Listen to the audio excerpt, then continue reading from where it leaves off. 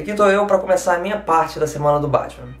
No caso eu vou ficar com os Novos 52, não que eu não tenha lido os clássicos, estão aqui na minha estante, mas eu tenho uma afinidade maior do que entre nós dois, eu sou o que tem afinidade maior com esse Ron Snyder. Então é basicamente isso, essa semana vocês vão ter um vídeo por dia, ideia excelente, nem um pouco cansativa.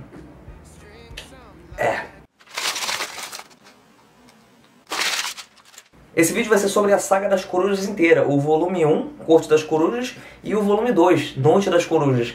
Os dois foram publicados na íntegra pelas mensagens do Batman, dos Novos 52, já saíram aqui tanto em 2012 quanto em 2013.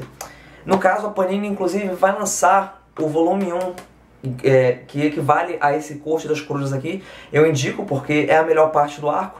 Mas é engraçado, cara, porque a Panini tem tanta coisa pra lançar, tanta gente pede coisa esgotada, coisa que não saiu ainda, e eles resolvem lançar algo que já tinha saído nas mensais ano passado.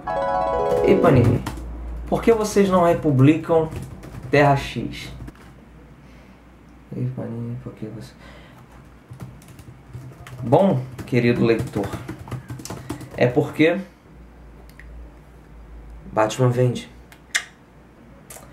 Mas a sua sugestão foi... anotada.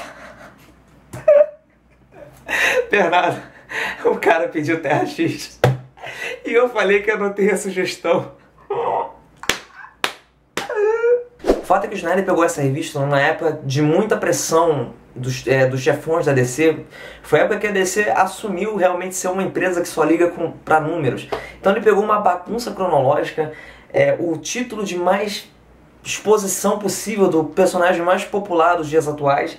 Ou seja, foi uma puta de uma trolha. E ele conseguiu fazer uma história maneira, tanto pra quem sempre gostou de Batman, quanto pra quem nunca tinha lido uma história em quadrinhos de super-herói. E o primeiro volume, esse Corte das Corujas, é excelente, é surpreendentemente bom. O ponto forte do Scott Snyder são os recordatórios narrativos. Muita gente, principalmente nos Novos 52, tenta colocar uma voz em primeira pessoa, mas não fica bom.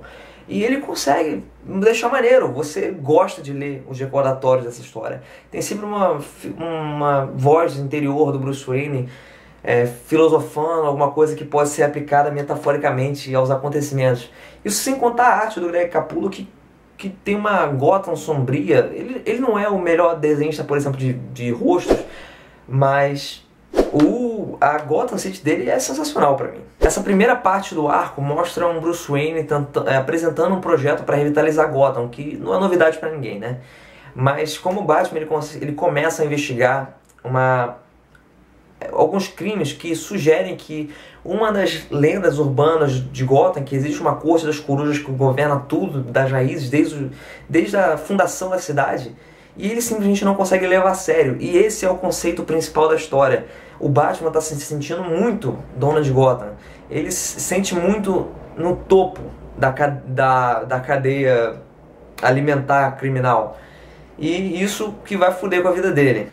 Porque durante um encontro dele com o prefeito, o principal candidato a prefeito, na verdade, Lincoln Martin, ele é atacado por um dos assassinos da Corte das Corujas, o Gar, em inglês é Talon.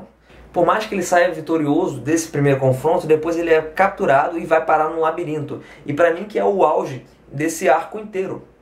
Porque dentro desse labirinto ele é drogado pela corte, inclusive tem uma seção que as páginas começam a se inverter, e sim é de propósito. Toda vez que... eu tenho certeza que alguém vai perguntar quando sair esse encadernado da Panini, inclusive na data que esse vídeo supostamente deve ser upado, talvez já esteja nas bancas. Talvez. Mas voltando, ele é drogado e isso muda a dinâmica das páginas. Algumas ficam em widescreen, e aqui causou uma grande confusão porque uma das páginas vieram... Aliás, alguns pares de páginas vieram ao contrário. E até hoje tem essa discussão se foi ou não de propósito. E sim, foi de propósito. Toda vez que isso sai em algum lugar, inclusive nos Estados Unidos, tem essa discussão. Então, quando você comprar seu encadernado, fique tranquilo, tá tudo certo. As páginas realmente são para ser ao contrário. Em suma, esse relançamento do Batman nos 952, o início dele é excelente. Se você não leu ainda, não tem, você devia aproveitar esse lançamento da Panini. Já no segundo volume as coisas começam a desandar um pouco. A gente ainda tem alguns pontos positivos, como o envolvimento do Dick Grayson, porque quando o Batman consegue derrotar o Gar no labirinto e ele foge, ele descobre que na verdade se tratava do tataravô do Dick Grayson, e que o Dick Grayson seria na verdade um dos sucessores, ele estava planejado para ser um assassino da Corte das Corujas. E finalmente alguém decidiu mexer no passado do Dick, de qualquer outro personagem que não fosse o Bruce Wayne. Se bem que eles mexem com um pouco do passado do Bruce. Enfim. E para provar isso, o Batman dá um soco com precisão cirúrgica. E arranca exatamente o molar do Dick Grayson que teria, a marca e o método de reanimação da Corte das Corujas. Eles têm uma discussão que gera ainda mais insegurança no Batman.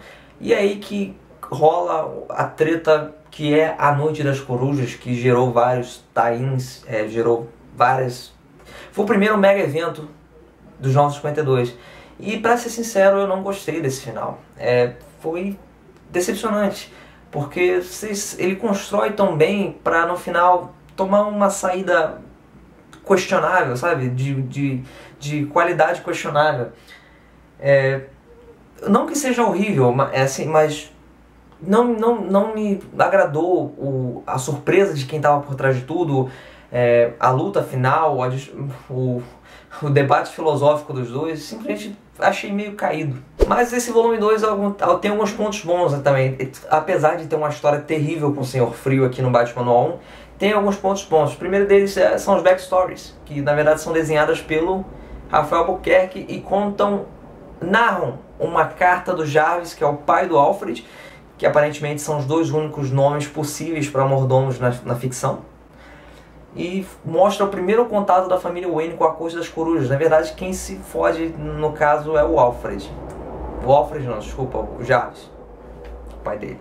E também a gente tem a apresentação da Heather, que é uma personagem interessante, meio que uma gótica que tem um irmão gay que cruza o caminho do Batman posteriormente em algumas histórias, e é uma personagem promissora. Não vai trazer nenhuma mega saga, mas vai ter algumas histórias interessantes posteriormente. Conclusão que os Novos 52 com Batman do Snyder começaram muito bem, principalmente para quem nunca tinha lido Batman.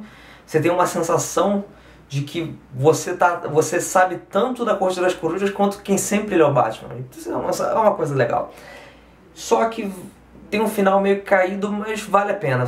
Na minha opinião, você deve aproveitar esse lançamento que vai ter da Panini agora de Corte das Corujas. E é isso, até o próximo vídeo da semana do Batman, que no caso é amanhã. Ótima ideia. Valeu!